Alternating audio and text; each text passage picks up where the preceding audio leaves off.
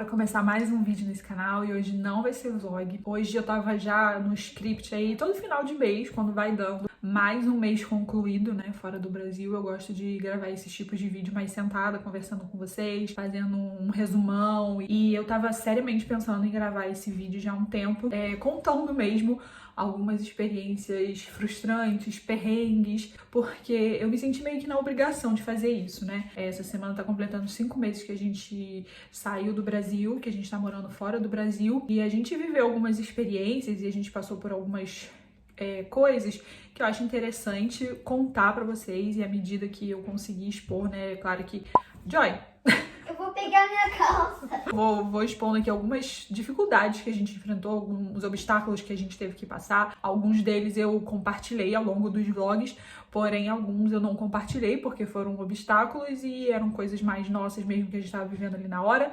Porém, eu me sinto cada vez mais na responsabilidade de trazer cada vez mais informações realistas de como é realmente mudar para fora do país, morar em outro país, porque é aquilo, gente, para romantizar a vida fora do Brasil, nós temos de sobra. Porém, poucos são os que realmente dizem as dificuldades, que não é que seja também horrível, mas também não é as mil maravilhas. E quando eu digo que eu me sinto na responsabilidade é porque eu sei que muitos jovens, muitas pessoas veem os meus vlogs, se inspiram na nossa família, se inspiram na nossa missão, né, na nossa fé, na forma como a gente se move, né, tentando agradar a Deus de forma bem, rompendo em fé mesmo, né, vencendo os obstáculos, vencendo os desafios.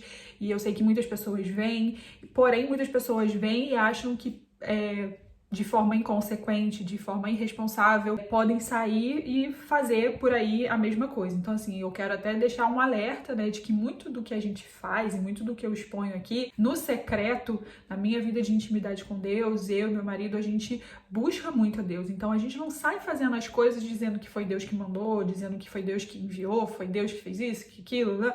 E que a gente é inconsequente, irresponsável e sai fazendo só porque foi Deus que mandou.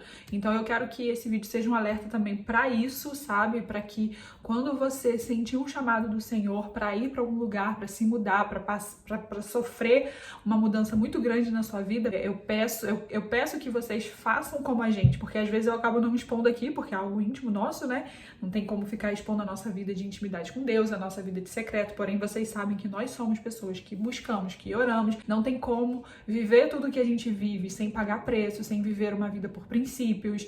Então, muito dos frutos que a gente colhe é da vida que a gente leva. Ai, tá me dando vontade de espirrar. Nem sei se eu vou editar esse vídeo, mas se eu não editar, eu tenho que cortar essas partes. Então vamos lá, Larissa, direto ao ponto. Que perrengues foram esses? Bem, em primeiro lugar, eu quero dizer que essa mudança, a gente ainda estava orando muito a respeito, porque a gente sabia que o nosso tempo no Brasil tinha acabado. A gente estava buscando em Deus lugares, tanto é que antes da pandemia estourar, a gente tinha ido para Chicago, para Mishawaka, para ver se a gente ia estabelecer algo lá mesmo e tal. Fomos pra lá, nos movemos porque algumas portas tinham aparentemente sido abertas. Com a pandemia tudo ficou muito mais difícil. E aí a gente viu que Deus estava direcionando para outra coisa, sentimos que ainda vai ter a hora de voltarmos para os Estados Unidos e passar um tempo lá, porém a gente sentiu claramente que não era a hora.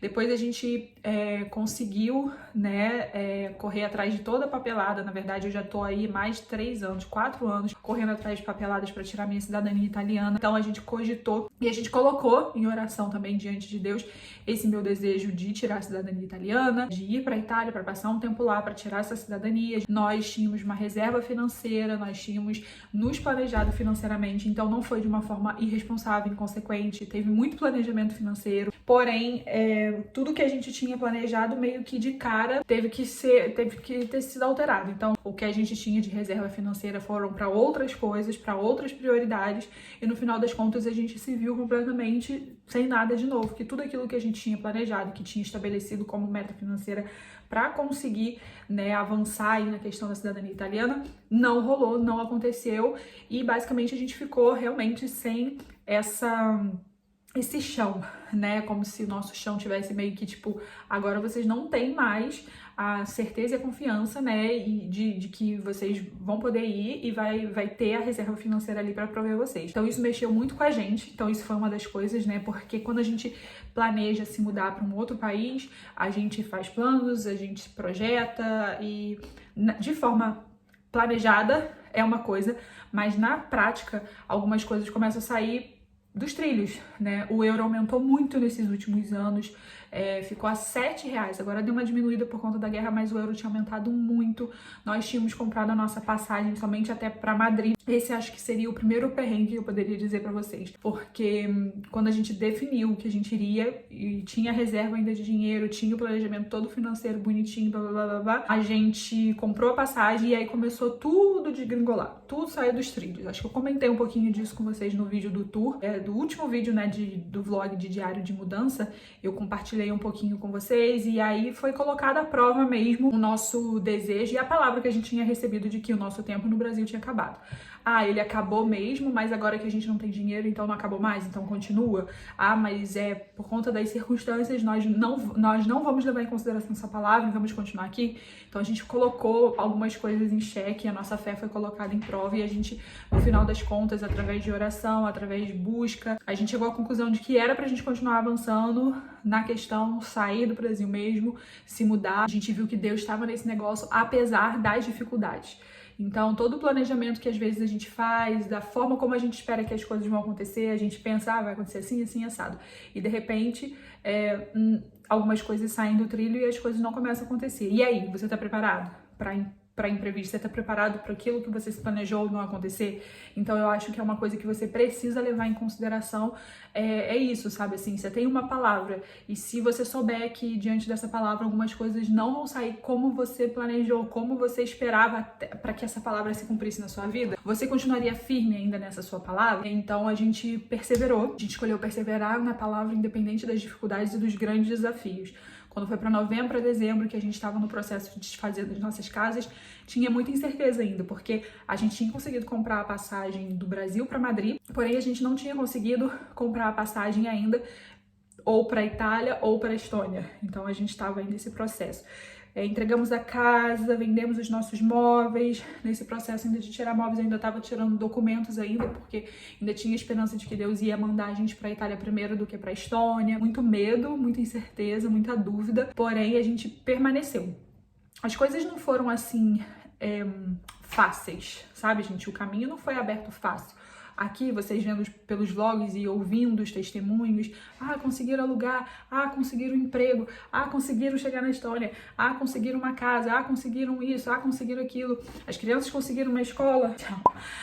Que lindo, que lindo, que lindo, mas existem muitas coisas no meio do caminho, entendeu? Eu me sinto na responsabilidade de dizer que existem essas coisas no meio do caminho, existiu choro, existiu muita oração, existiu às vezes muita incerteza, muita insegurança, muito medo, né? Então o primeiro obstáculo foi que a gente só tinha passagem, né, até Madrid, depois de Madrid a gente não tinha mais como. Quando chegou final de dezembro a gente ainda também não tinha a passagem que a gente esperava, os preços aumentaram muito. Coisas saindo fora do nosso planejamento,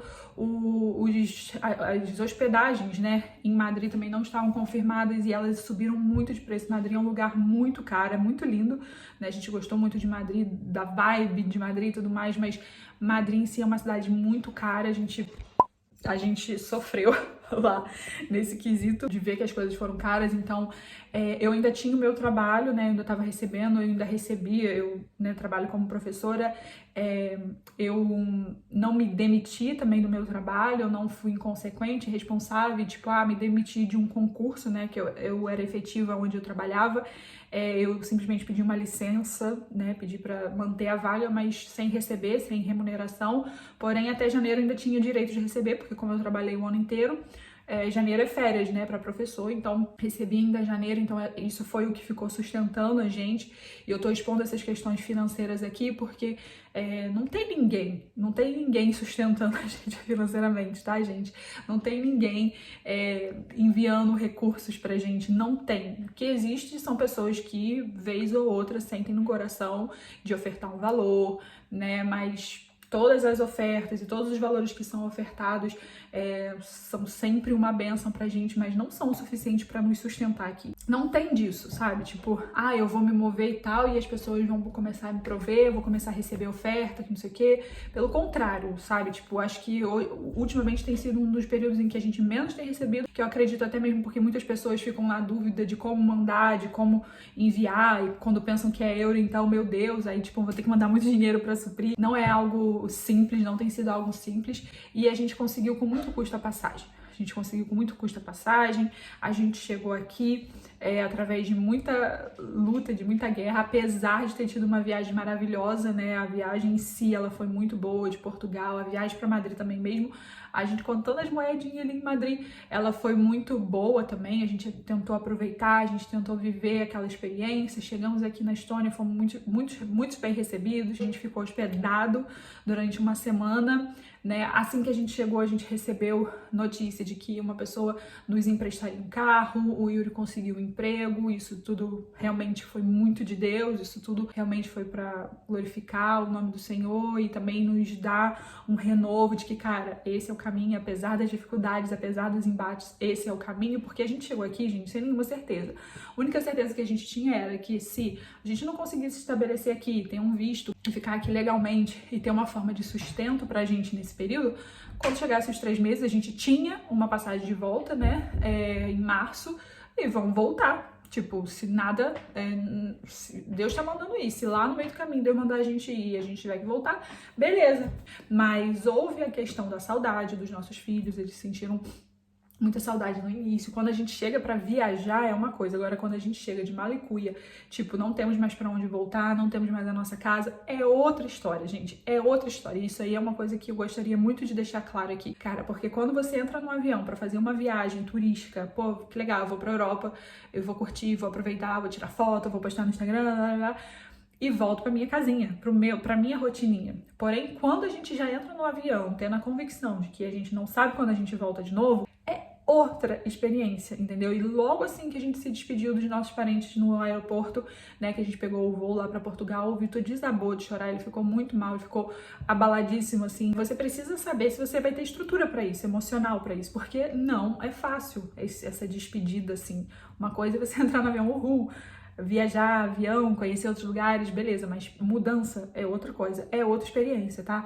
E chegar num lugar e procurar casa e ver aquele lugar que normalmente você só vinha para passar uma temporada e agora você vai estabelecer algo ali, é outra experiência. Sem contar que é muito difícil conseguir alugar apartamento. Então a gente já desde janeiro estava tentando apartamento e não conseguindo, sem contar que era financeiramente muito caro alugar, né? Porque é aquilo tudo que eu já expliquei para vocês. Calção, primeiro aluguel e depósito e corretor. Você precisa ter esses 3 valores que mais ou menos com a faixa de preço que tá hoje em dia, fica em torno de 2.000, 2.500 euros pro tipo de apartamento que a gente tava querendo alugar, tá, gente? E financeiramente, cara, o dinheiro que eu tava recebendo, que eu recebi até janeiro, né, do meu trabalho, convertendo pra euro, não dava nada, né? E aí entra a questão, tipo, mas agora o Yuri tá trabalhando, tá recebendo em euro, glória a Deus. Quando a gente converte o salário dele em real, grande é.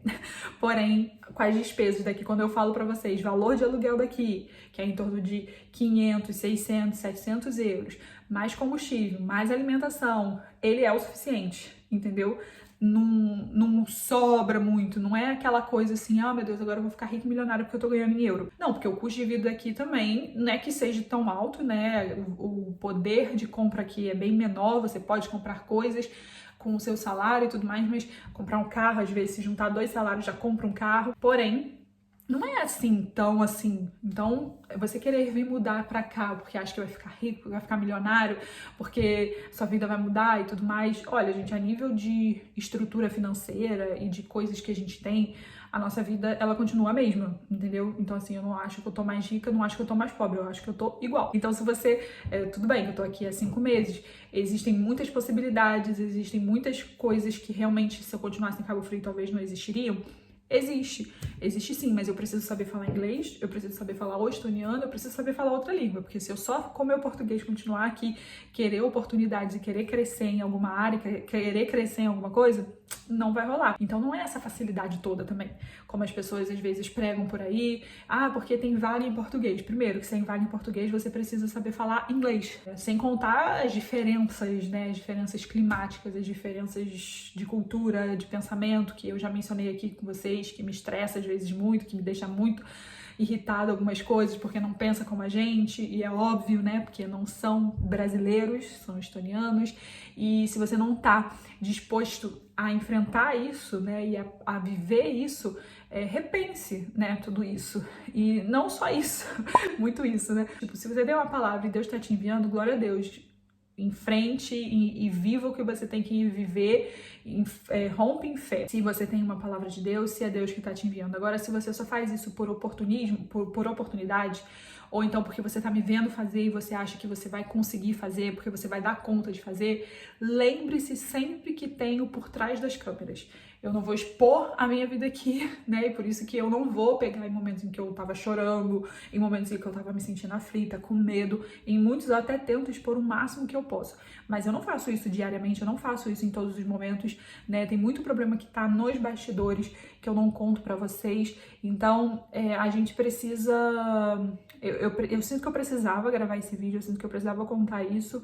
Basicamente, tivemos essas dificuldades de aluguel, dificuldades também de entender o processo de visto, dos custos que a gente teve que arcar para ter o visto, para ter o TRP, para entender toda a logística de legalização, de como o imigrante consegue continuar morando aqui na Estônia. Tivemos a dificuldade depois de tentar alugar de novo um apartamento. A gente chegou, nós fomos abençoados. De início a gente não tinha como alugar de cara.